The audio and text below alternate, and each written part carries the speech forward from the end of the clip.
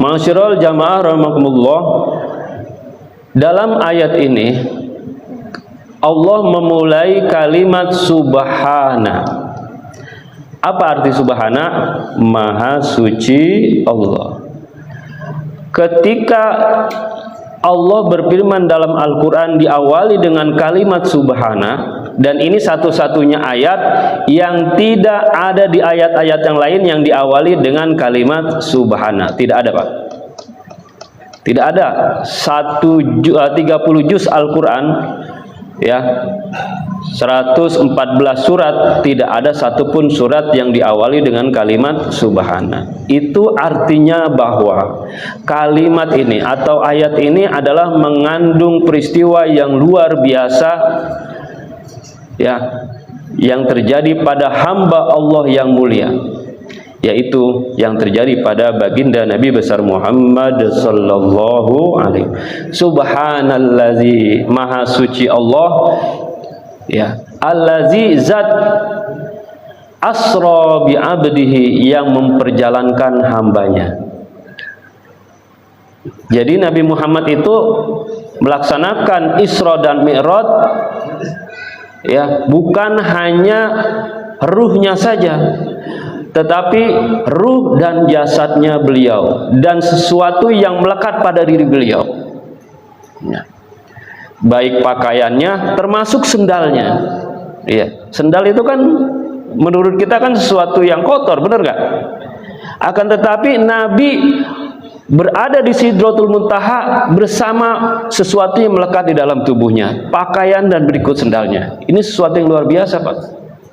Jadi sesuatu yang melekat pada diri Nabi akan menjadi mulia, ya, termasuk sendalnya. Pokoknya sesuatu yang melekat pada diri Nabi yang berkaitan dengan Nabi akan menjadi mulia, Pak. Kalau kita ingin mulia, ikuti Nabi. Ketika ingin diangkat derajatnya, ikuti Nabi. Dengan cara apa? Dengan cara mengikuti sunnah-sunnahnya dan memperbanyak membaca sholawat kepada beliau, terutama di malam Jumat, ya. Ya, di malam Jumat itu Nabi pernah ditanya, wahai Rasulullah, ibadah apa yang sebaiknya dilakukan pada malam Jumat? Maka Rasulullah bersabda, yaitu perbanyaklah sholawat kepadaku. Ya, selanjutnya kita ibadah-ibadah yang lain, baca Quran, sholat dan seterusnya. Tapi khusus di malam Jumat, Nabi kita Muhammad SAW menganjurkan untuk memperbanyak membaca sholawat. Ma'asyiral jamaah, makanya guru kita bijaksana tuh. Ketika di bulan Rajab kita dianjurkan memperbanyak membaca tasbih. Karena apa?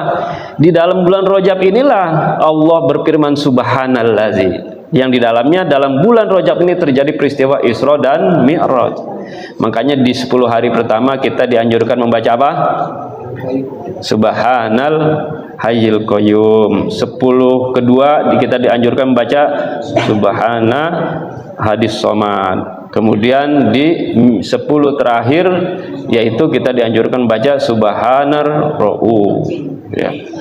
Semuanya diawali dengan Subhana, ya, karena connect tuh perintah Isra Mi'raj yang diawali dengan kalimat Subhana dengan zikir yang dianjurkan oleh guru murid kita, yaitu diawali dengan Subhana, ya.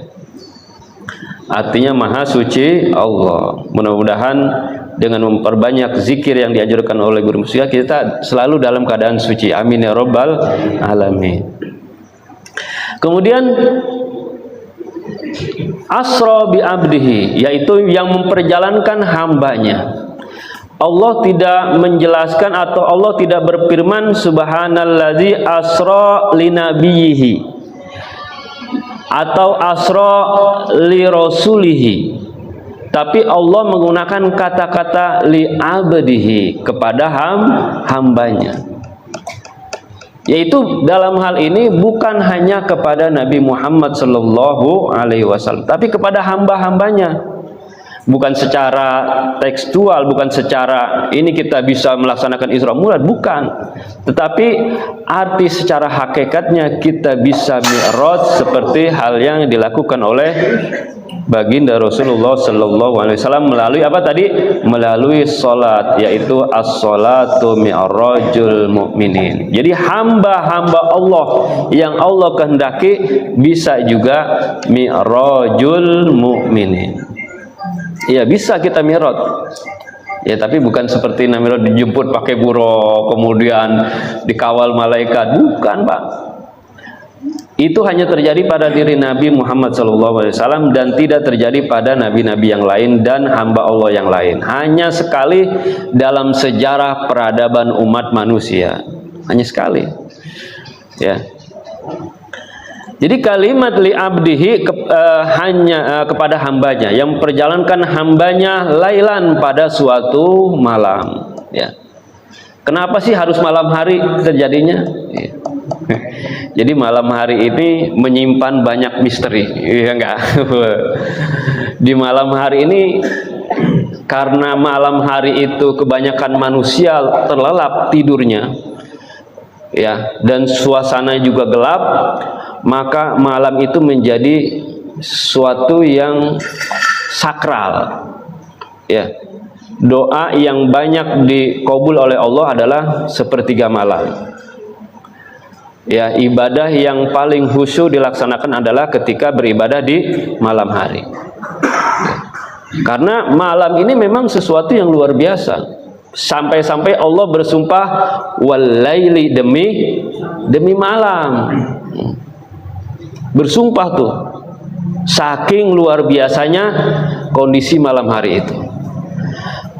Ma'asyiral jamaah rahimakumullah.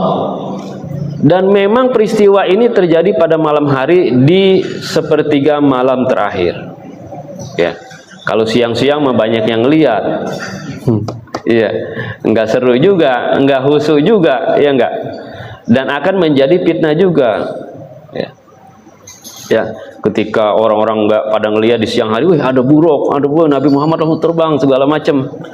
Itu bukan mukjizat namanya. Tapi ketika peristiwa terjadi malam hari dan konon, ini konon ya, pada malam hari ini tidak ada orang yang tidak tidur, terutama di sekitar kota Mekah.